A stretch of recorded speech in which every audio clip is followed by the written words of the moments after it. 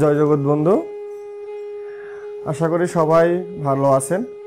আপনারা সবাই অবগত আছেন করোনা মহামারীর কারণে বিশ্ব যখন অচল অবস্থা, ঠিক তখনই আমরা সরকারের নির্দেশনা মতে আমাদের স্কুলগুলো বন্ধ করে দেওয়া হয়েছিল, যার কারণে আমরা গীতা শিক্ষা ও নীতি শিক্ষা ক্লাসগুলো নিতে পারছিলাম না।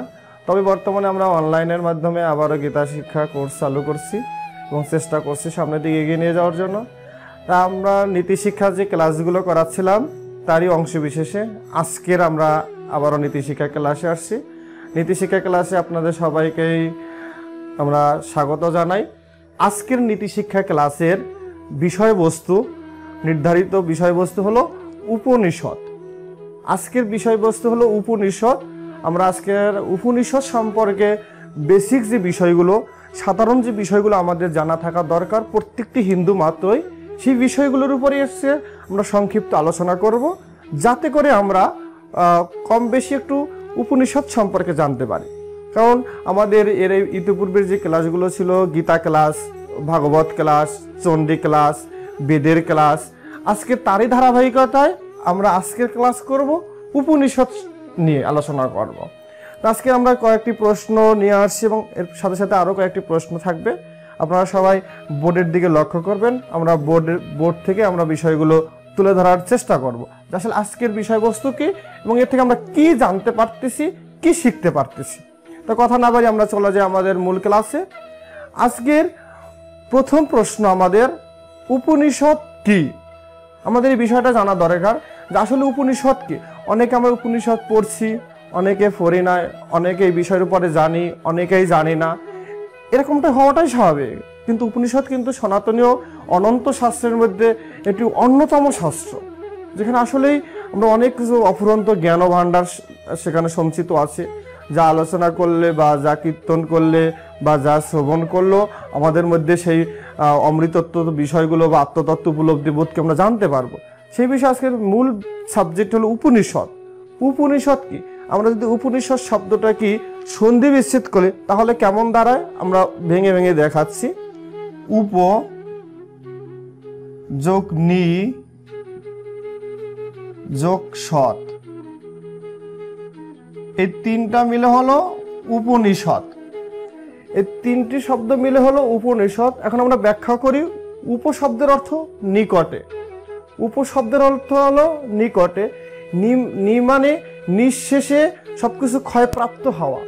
সৎ মানে পরম তত্ত্ব বা পরম জ্ঞান বা পরিপূর্ণরূপে প্রাপ্ত হওয়া। এখন এটা হলো কি?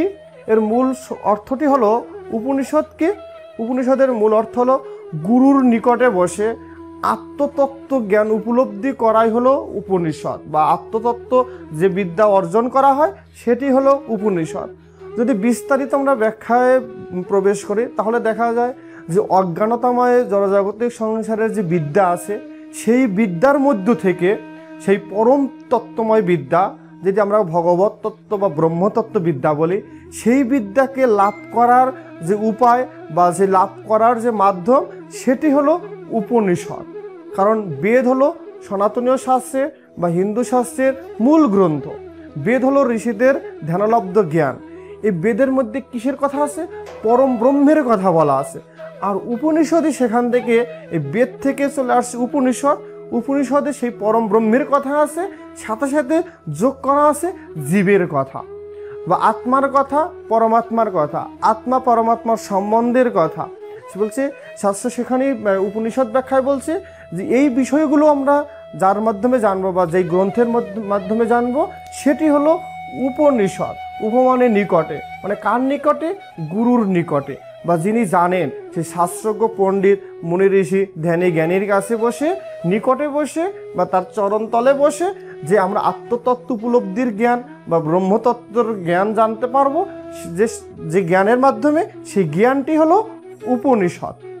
এরপরে আমরা চলে আসবো আমাদের দ্বিতীয় প্রশ্নে, উপনিষদের আলোচ্য বিষয় কি?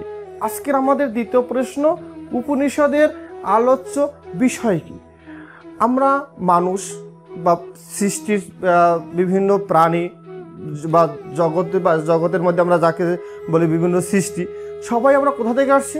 আমরা আসছি পরম ব্রহ্ম থেকে, মানে ভগবান থেকে, যাকে আমরা ঈশ্বর বলি বা ভগবান বলি, সেই পরম ব্রহ্ম থেকে। বলছি পরম ব্রহ্মের কথা কোথায় বলা আছে? বেদে বলা আছে। আর বেদ থেকেই আসছে উপনিষদ। উপনিষদ এখানে বিশেষ কি আছে? উপনিষদের আলোচ্য বিষয় হলো যে প্রতিটি জীবের মধ্যে আত্মারূপে ভগবান বিরাজমান আছে, আত্মারূপে আছেন। তা আত্মা আর পরমাত্মা অবিচ্ছেদ্য অংশ। এই যে জীব আর যে জীবের স্রষ্টা বা ঈশ্বরের একটু অবিচ্ছেদ্য অংশ। বলছি এই যে তত্ত্বটি, যে আমরা ভগবানের বাইরে নয়, আবার ভগবানও আমাদের বাইরে নয়, কারণ আমাদের মধ্যে আত্মারূপে ভগবান বিরাজমান আছে, আবার ভগবানের পৃথিবী বা বিশ্ব জগৎ সৃষ্টির মধ্যে আমি আছি। মানে পরম গুরুদেব ডক্টর মহানামব্রত ব্রহ্মচারী মহারাজ বলছে, এই প্রসঙ্গে ব্যাখ্যাক্রমে বলছে যে পুকুরে জল আছে।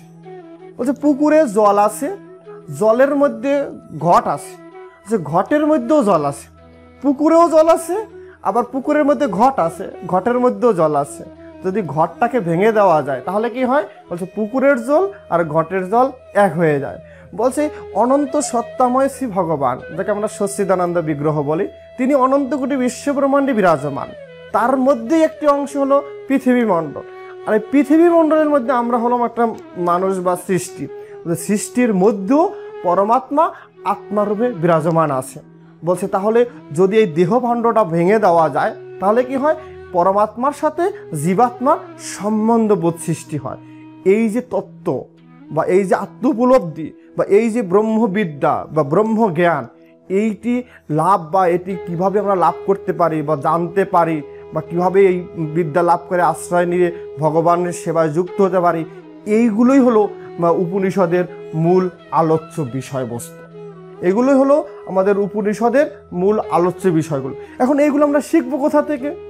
বলছে এইগুলো তো হঠাৎ করেই আমরা শিখতে পারবো না। এইগুলো শিখতে হলে অবশ্যই আমাদের তার কাছে যেতে হবে যে এই বিষয়গুলো জানে। তিনি কে? তিনি হলেন গুরু। তিনি হলেন কে? সেই মুনি ঋষি ধ্যানী জ্ঞানীগণ, যারা আসলে এই বিষয়ের উপরে ধ্যান করেন, সাধন ভজন করেন বা পড়াশোনা করেন, অন্যকে জানান, তিনি হলেন এক কথায় গুরু। বলছে এই জন্য উপমানের নিকটে, মানে তার কাছে গিয়ে জানো।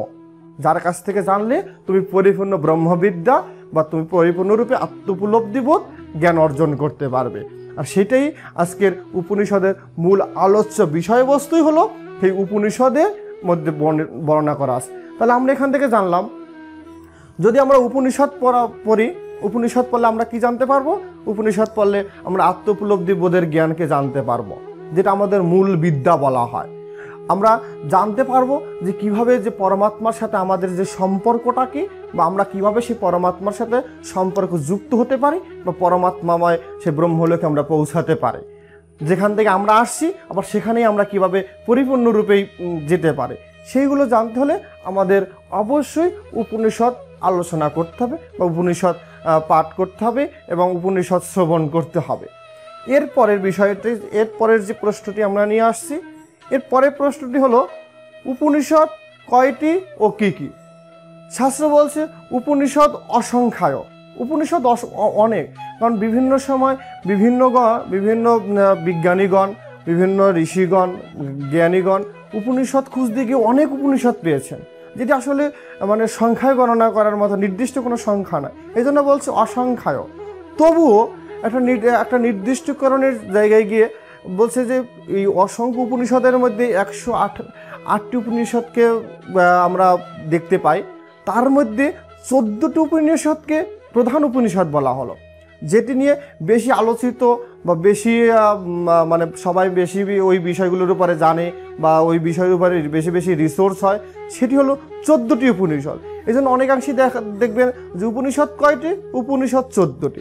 আমরাও আজকের যে 14টি উপনিষদের নাম তুলে ধরবো, যাতে করে আমরা উপনিষদের বেসিক কনসেপ্টটা জানতে পারি।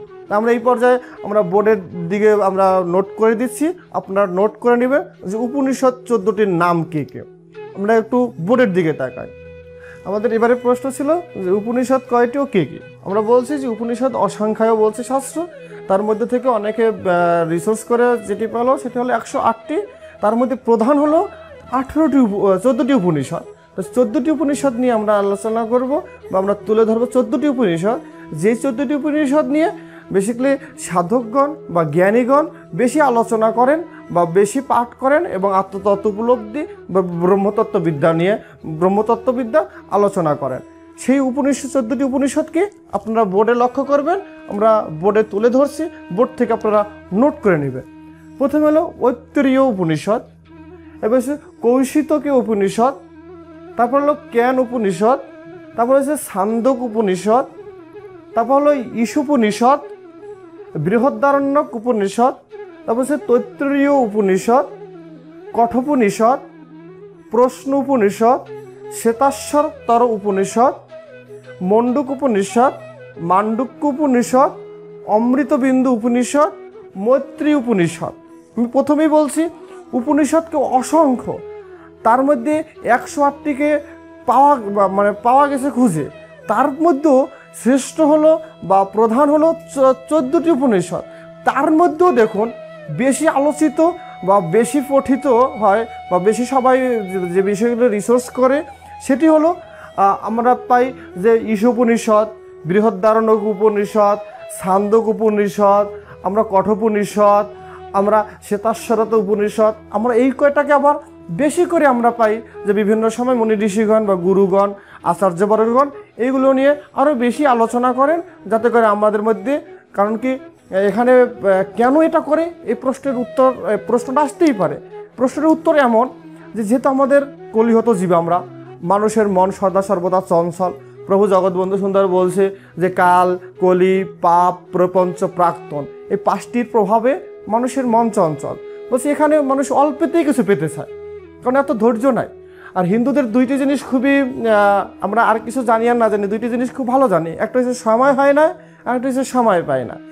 এই যে অল্প সময়ের মধ্যে আমরা কিভাবে সেই অমৃতত্ব জানতে পারি বা ব্রহ্মবিদ্যা জানতে পারি, সেই জন্য ঋষিগণ বা আচার্যগণ গুরুবর্গগণ আরও সহজ করে নিয়ে 14টার মধ্যেও 14টি উপনিষদের মধ্যেও এই যে কৌশিতকী উপনিষদ, জ্ঞান উপনিষদ, ঈশোপনিষদ, বৃহদারণ্যক উপনিষদ, কঠোপনিষদ, শ্বেতাশ্বর উপনিষদকে বেশি প্রাধান্য দিয়ে থাকেন, কারণ এর মধ্যে বেসিকলি ধর্মের সেই উপনিষদের সারমর্মগুলো বেশি করে তুলে ধরা আছে।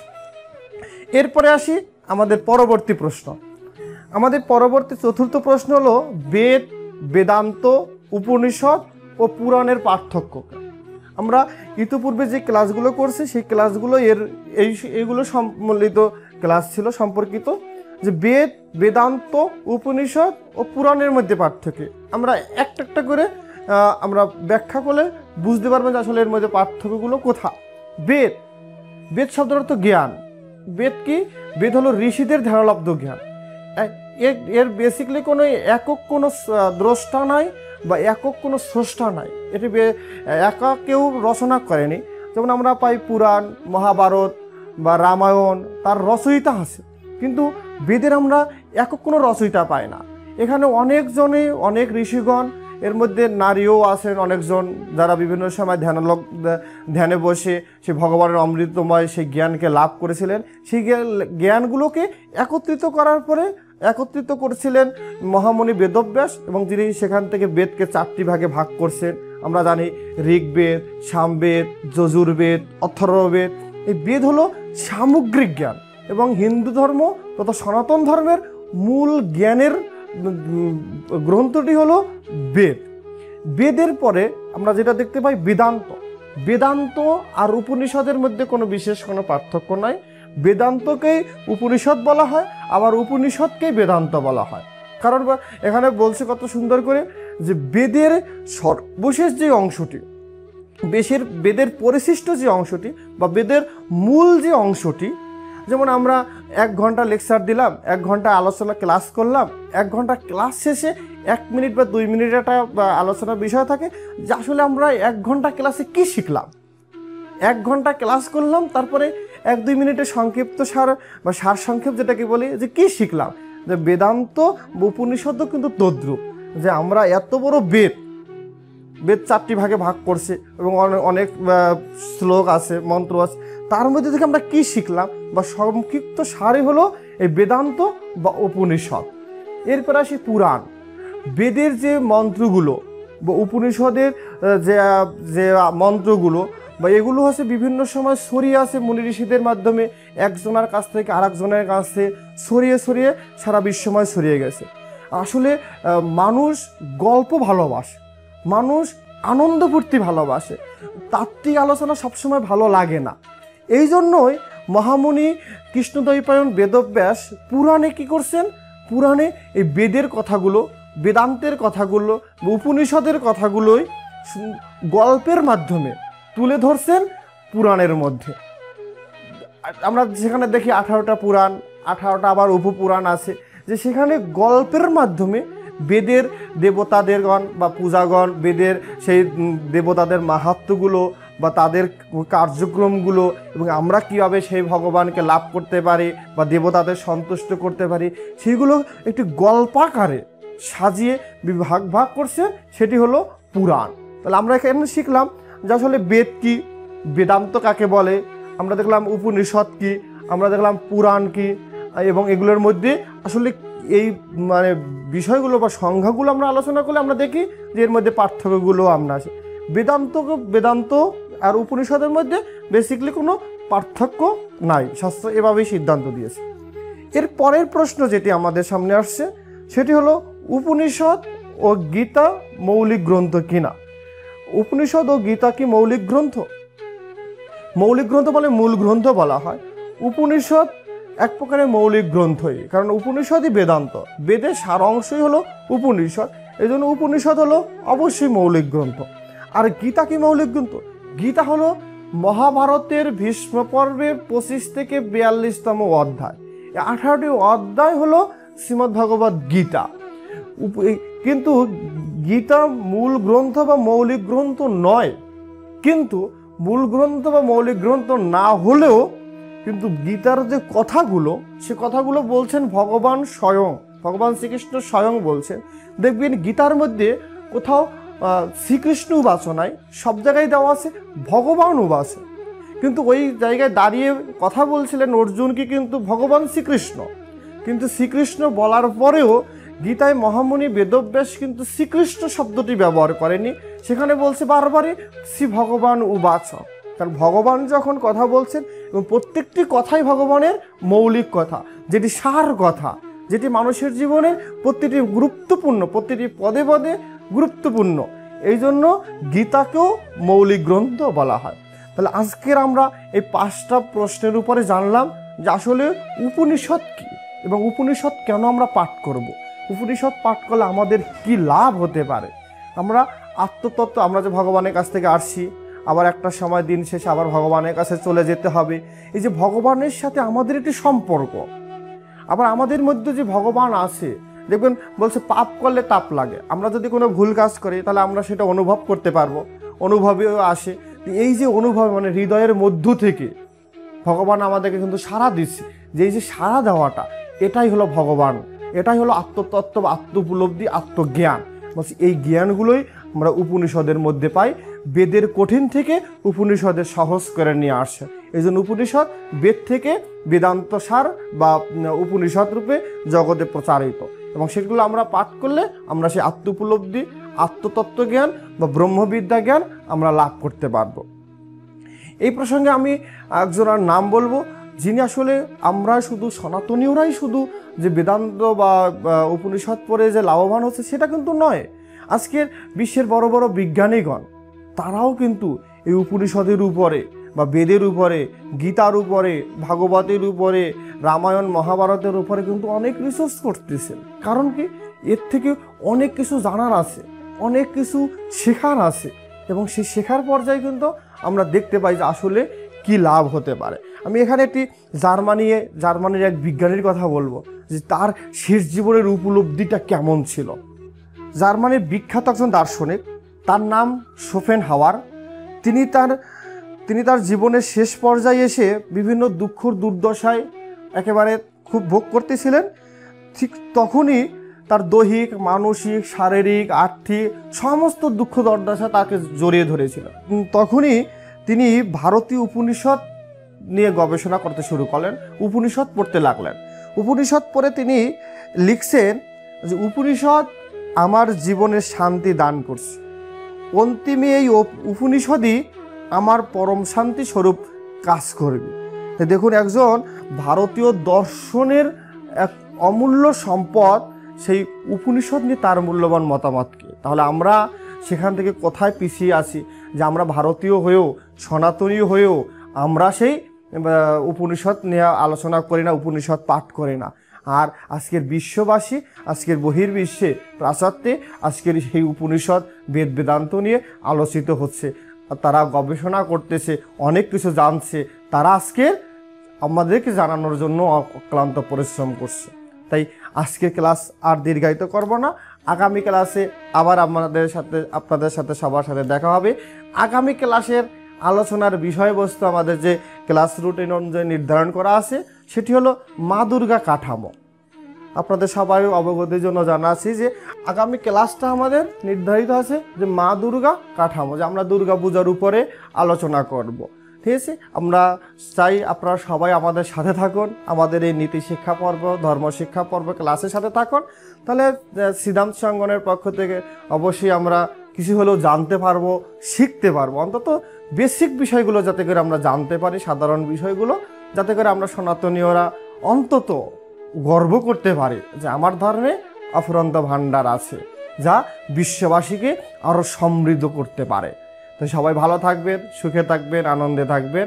আর আমাদের ভিডিওগুলো যদি ভালো লেগে থাকে, আমাদের ক্লাসগুলো যদি ভালো লেগে থাকে, অবশ্যই সিদ্ধান্ত অঙ্গন ইউটিউব চ্যানেল সাবস্ক্রাইব করে রাখবেন। তাহলে আমাদের ভিডিওগুলো আপনি সবার আগে পেয়ে যাবেন। এবং আমাদের সাথে থাকুন, তাহলে সিদ্ধান্ত অঙ্গনের সাথে থাকুন, তাহলে আমরা জানতে পারবো, শিখতে পারবো এবং আমাদের জ্ঞান পরিসীমা আরও পরিবৃদ্ধি হবে এবং আমরা সবাই মিলে সামনের দিকে এগিয়ে যেতে পারবো। সবাই ভালো থাকুন, সুখে থাকুন, আনন্দে থাকুন। সবাইকেই জয় জগৎবন্ধু, ধন্যবাদ, প্রণাম।